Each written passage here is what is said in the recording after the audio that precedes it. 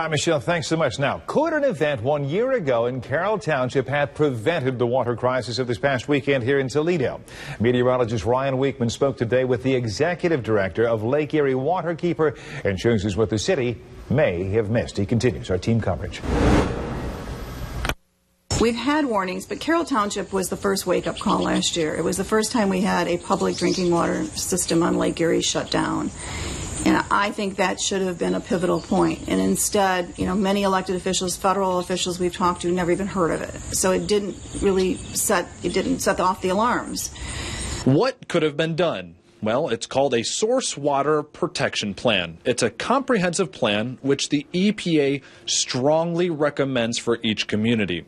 A committee will assess their current drinking water situation and then create a protection plan.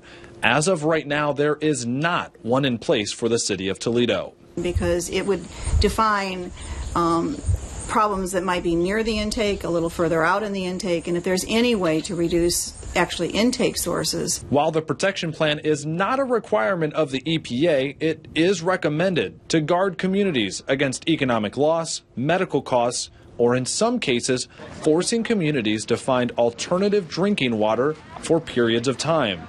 Sound familiar? While the protection plan is listed as a 2014 priority of the Toledo-Lucas County Sustainability Plan, one is not in place today, and officials believe it will take until at least past the end of the year to complete a plan. Ohio EPA has staff that are assigned to doing these projects. I would think this would rise right to the top right away. In terms of time, if it was expedited, I would hope it could be done in 6 months or 9 months. There may be pieces of it that will take longer to study, but I think they can get at least general kind of outlines of what needs to be done. We don't have that now, and I think that's critically needed. Well, that was Ryan Weekman reporting.